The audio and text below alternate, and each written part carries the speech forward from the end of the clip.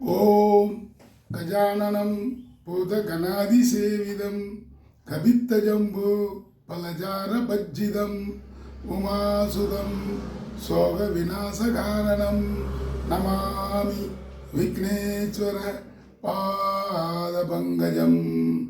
அனைவருக்கும் வணக்கம். நான் உங்கள் அஸ்ட்ரோ அருண்.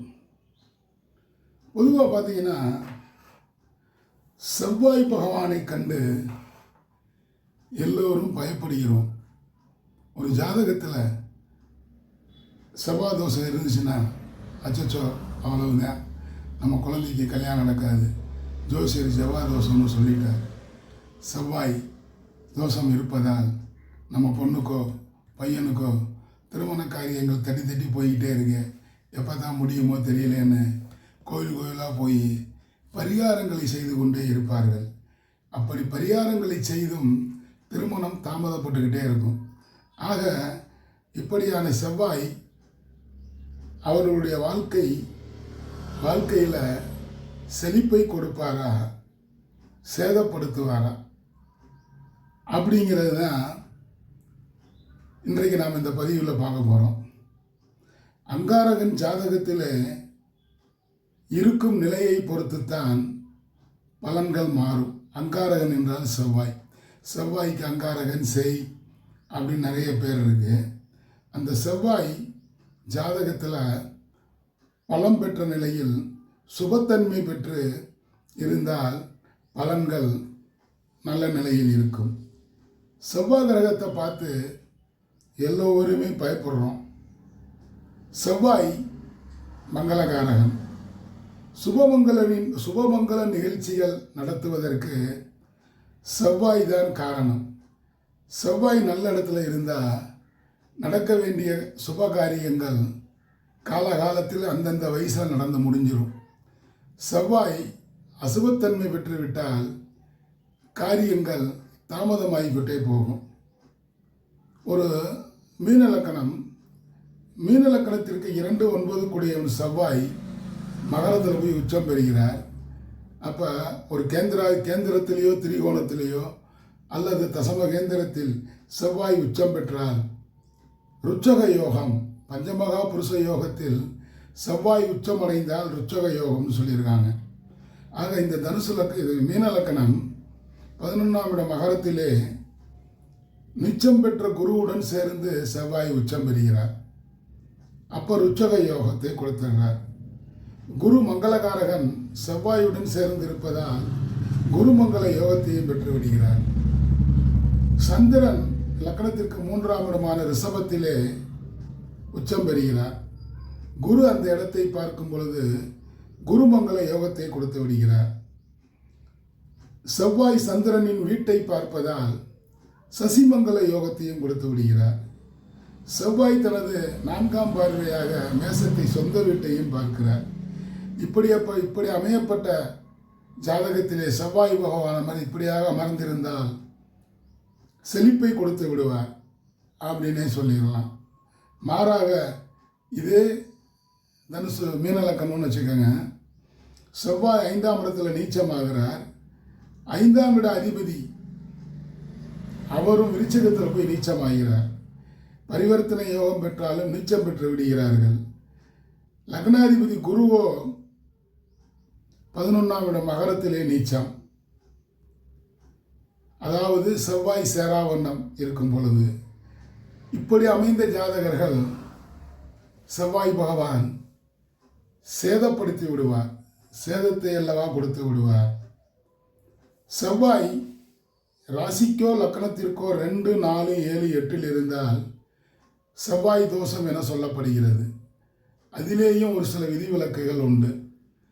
எந்த லக்கணம் எந்த ராசியாக இருக்கட்டும், 2, 4, 7, 8 இருந்தாலும் சரி, எப்படி இருந்தாலும் சரி, செவ்வாய் மேசத்திலோ விருச்சகத்திலோ ஆட்சி பெற்ற நிலையில் இருந்தால் செவ்வாய் தோஷம் கிடையாது. இந்த ஆட்சி பெற்ற நிலையில் இருக்கும் செவ்வாயை குரு பகவான் பார்த்து விட்டால் தோஷங்கள் கிடையாது. இதே செவ்வாய் பகவான் மகரத்திலே உச்சம் பெற்று விட்டால் அது 2ஆம் இடம், 4ஆம் இடம், 8ஆம் இடமாக இருக்கட்டும், செவ்வாய் தோஷம் கிடையாது. குரு சேர்ந்தாலோ குரு பார்த்தாலோ செவ்வாய் தோஷங்கள் கிடையாது. இப்படி பல வகையிலே செவ்வாயை பற்றி நாம் சொல்லிக்கொண்டே போகலாம். ஆனால் என்ன பண்ணுறாங்க பேரண்ட்ஸ் பூரா, என் பொண்ணுக்கு 2ல் செவ்வாய், 4ல் செவ்வாய், 7ல் செவ்வாய், 8ல் செவ்வாய், 8ல் தான் மாங்கல்யம் இல்லைங்கிறார் ஜோசியர், 7ல் செவ்வாய் இருந்தால் திருமணம் ஆவதே கடினம்ங்கிறார் அப்படின்னு சொல்லி உங்களை பயமுறுத்துகிறாங்க. இதெல்லாம் ஒன்றும் கிடையாது. குரு பார்க்கணும், சுபர்கள் பார்த்து விட்டால் தோஷங்கள் கிடையாது.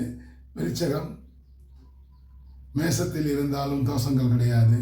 மகரத்தில் உச்சம் பெற்றாலும் தோஷங்கள் கிடையாது. அந்த எந்த இடத்தில் இருந்தாலும் குரு பார்த்து விட்டால் தோஷங்கள் கிடையாது. நான் ஏற்கனவே செவ்வாய் தோஷத்தை பற்றி ஒரு எபிசோடு போட்டிருக்கேன், அதுலேயும் போய் பாருங்கள், நன்றாக புரியும். சுபத்தன்மை பெறாத ஜாதகத்தை தான் நான் செவ்வாய் தோஷம் என்று சொல்லிக்கொண்டே இருக்கிறோம். அதற்கான விளக்கத்தையும் நான் இப்போ கொடுத்துட்டேன். அப்போ செவ்வாய் கிரகத்திற்குரிய பரிகாரங்களை செய்வதன் மூலம் பரிகாரத்தை செய்தால் செழிப்பை பெற்றுவிடலாம். செவ்வாய் ஒரு ஜாதகத்தில் வலு இழந்தாலும் அசுபர்களின் பார்வைப்பட்டாலும் சேதத்தை கொடுப்பார், செழிப்பத்தை பிடுங்கிடுவார். செழிப்பாக இருப்பாங்களா அப்படிங்கிற ஒரு கேள்விக்குறி. அசுபத்தன்மை பெறக்கூடாது ஒரு ஜாதகத்தில். இப்படி இருந்தால் என்ன ஆகுன்னு கேட்டிங்கன்னா, திருமணம் போன்ற சுபமங்கல நிகழ்ச்சிகள் அந்த ஆணுக்கோ பெண்ணுக்கோ தள்ளி போய்கிட்டே இருக்கும். திருமண தடையை ஏற்படுத்துவார் அப்படின்னே சொல்லிடலாம். செவ்வாய் வலுவில்லாத ஜாதகத்தில் சகோதர சகோதரி வழியில் பிரச்சனைகளை உண்டு பண்ணுவார். சொத்து பிரச்சனை உண்டு, வயல் வரப்பு போன்ற பிரச்சனைகள் ஏற்படும். எங்கள் அப்பாவுக்கு நானும் தானே பிறந்திருக்கேன், நாங்கள் 5 பிள்ளைய, பொம்பளை பிள்ளைய, எங்களுக்கும் கொடுங்க, நகையெல்லாம் வாங்கிக்கிடுவாங்க, கல்யாணம் பண்ணி போயிடுவாங்க, வசதியாக வாழ்ந்துட்டு இருப்பாங்க. இருந்துட்டாலும் ஆசை யாரை விட்டது? அப்பா பங்கு தானே நாமளும் கேட்போம், கிடைச்சா கிடைக்கட்டும்ன்ட்டு கோர்ட்டு கேஸு, வெள்ளங்க விவகாரம், கட்ட பஞ்சாயத்து எல்லாம் பண்ணி அண்ணன் தம்பி சகோதரன்ட்ட பிரச்சனை பண்ணி அதை வாங்குவாங்க. அப்போ செவ்வாய் பூமிக்காரகன். செவ்வாய் வலுவிழந்து விட்டால் பூமி சம்பந்தம், இரத்த சம்பந்தப்பட்ட சகோதர சகோதரி வழியில் பிரச்சனைகளை உண்டு பண்ணி கருத்து வேறுபாடு காரணமாக பிரிந்தே இருப்பார்கள். பக்கத்து தெருவில் தான் இருப்பாங்க, ஆனால் பார்த்துக்கிற மாட்டாங்க, பேசிக்கிற மாட்டாங்க. எந்த ஒரு இவங்க வீட்டில் விசேஷம் நடந்தாலும் சரி, அவங்க வீட்டில் விசேஷம் நடந்தாலும் சரி போய் கண்டுக்கிறவே மாட்டாங்க. இவங்களும் பத்திரிக்கையும் கொடுக்க மாட்டாங்க. அப்புறம் எப்படி அவங்க அலையா விருந்தாளியாக வருவாங்க? ஆக செவ்வாய் பலமிழந்த ஜாதகத்தில் இந்த மாதிரியான பிரச்சனையெல்லாம் சகோதர சகோதரி வெளியில் கொடுத்து விடுவார் அப்படின்னே சொல்லிடலாம். செவ்வாய் சுபத்தன்மை பெற்றுவிட்டால் செழிப்பான வாழ்க்கையை வாழ்ந்து அவர் வாழ்க்கையில் வசதியாக இருக்கார் அப்படின்னு தெரிஞ்சுக்கலாம். இதே செவ்வாய் அதாவது பங்கப்பட்டு விட்டால், பலம் இழந்து விட்டால் செழிப்பையாக கொடுப்பார், சேதத்தை அல்லவா ஏற்படுத்தி விடுவார். ஆக இந்த செவ்வாயை பற்றி நாம் ரொம்ப பேசிக்கிட்டே போகலாம். நீங்கள் பார்க்க மாட்டீங்க, ஒரு 5 நிமிஷத்துக்கு மேலே பார்த்து அப்படியே ஸ்கிப் பண்ணி போய்கிட்டே இருப்பீங்க. ஆகையால் நான் சிறிது ஷார்ட்டோடு முடிச்சுக்கிறேன். வேறு ஏதாவது விளக்கம் வேண்டும் என்றால் என்னுடைய செல் நம்பருக்கு ஃபோன் பண்ணி கேட்டுக்கோங்க.